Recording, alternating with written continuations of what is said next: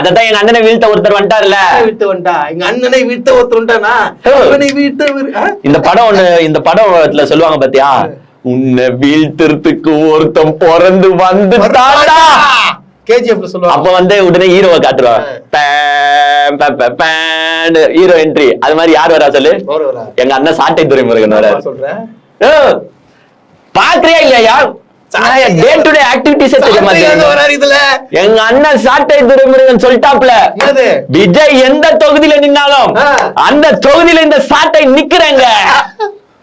விஜய் உங்களுக்கு சரியான போட்டி. ஏன்னா திமுக கேண்டிடேட் எல்லாம் உங்களால சத்தியமா ஜெயிக்க முடியாது. தோத்து புடுவீங்க மிஸ்டர் விஜய், தோத்து புடுவீங்க.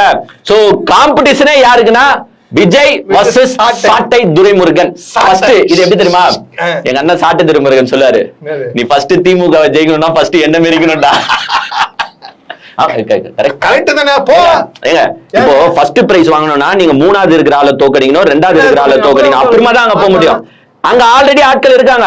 சோ 3வது இடத்துல இருக்கிற சாட்டை துரைமுருகன் தோக்கச்சாதானே நீங்க அங்க போக முடியும். சோ ஃபர்ஸ்ட் காம்படிஷன் சாட்டை துரைமுருகன் வெளிப்படையா சொல்லிட்டாரு, நான் விஜய் எதிர்க்க தயார். விஜய் எங்க நின்னாலும் விஜய் வந்து அவரு எந்த தொகுதி பெஸ்ட்னு தேர்ந்தெடுக்கிறாரோ அங்க வந்து அவரு நிக்கட்டும், நானும் நிக்கிறேன். எங்க அண்ணன் சீமான் கிட்ட கேட்டு எப்படின்னா நான் அந்த தொகுதியை வாங்கிடுறேன். வாங்கி நிப்பாரு. ஏன்னா ஒண்ணு தெரிஞ்சுக்கோங்க, விஜய் அவர்களுக்கு ஏத்த ஆளு சாட்டை துரைமுருகன். ஏன்னா வர்ச்சுவல் வாரியர்ஸ் நாகரிகமா பேசுனீங்கன்னா சாட்டை துரைமுருகன் நாகரிகமா பேசுவாப்ல. இதே வர்ச்சுவல் வாரியர்ஸ் அநாகரிகமா பேசுறீங்கன்னா எங்க அண்ணன் நாகரிகமா பேசுவாரு. கேட்டீங்களா இல்லையா பேச்செல்லாம்?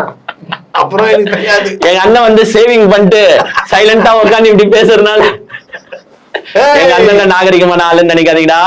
அவர் என்னன்னா அது எதுனா ஒரு பஞ்ச் டைலாக் எங்க அண்ணனுக்கு சொல்லுமே. எதுவுமே வர மாட்டேதையா சொல்றது. சரி அஜித் டைலாக் சொல்லுமா? எங்க அண்ணன் அஜித் வேணா.